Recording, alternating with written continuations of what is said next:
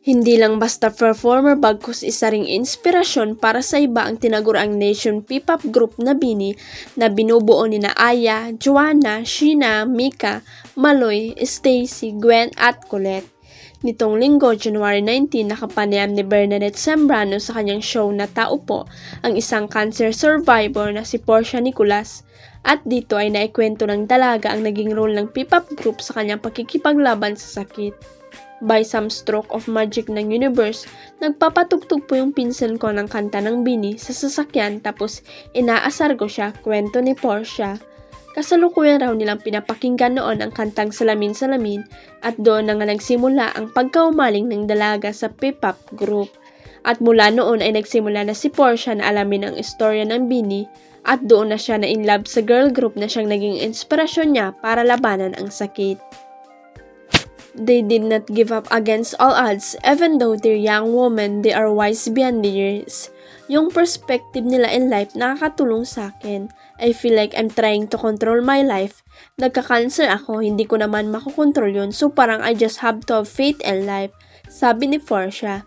Kaya naman talagang tumatak sa kanya ang lyrics nang marinig niya ang kanta ng BINI na Karera. So yun po talaga yung parang something changed within me na tama ang sinasabi ng mga ito. Dagdag niya.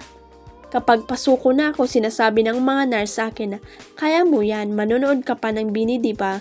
So kapag po may gagawin sa akin na mahirap o masakit, nagpapatugtog po ng BINI para maibsan yung sakit. Kwento pa niya. Sa social media nga ay binabahagi ni Portia ang kanyang cancer journey upang maka-inspire rin gaya ng kung paano siya na-inspire ng grupo.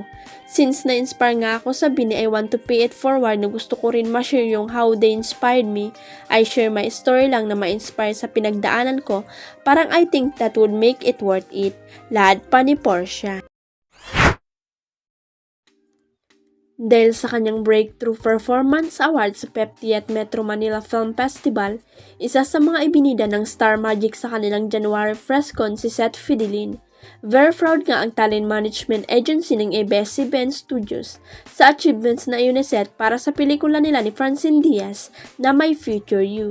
Si Seth naman sobrang thankful sa Star Magic sa papresko na iyon pero kinabahan daw siya noong una. Fair and fairness to Seth, kahit sulo siyang tinanong ng press, magaling siyang sumagot. Marami ngang nakapansin sa new image ni Seth dahil humaba na ang buhok niya at itinali raw niya. Pero pambubuking nga ni Seth, biglaan daw kasi ang presscon at hindi siya nakapagpagupit kaya itinali na lang niya ang kanyang buhok. Pero ang mga fans naman na gustuhan ng astig na dating ni Seth, bagay raw sa kanya na mahaba ang buhok. May iba naman nagsabi dapat gumawa ng action movie si Seth. Anyway, sa chikan pa rin na iyon, inamin ni Seth na hindi talaga siya sanay na ng English, na iyon nga raw ang kakulangan niya pero honest naman siya sa bagay na iyon at willing naman siyang matuto. Huwag kalimutang i-click ang subscribe button at i-ring ang notification bell para sa latest at legit chika updates.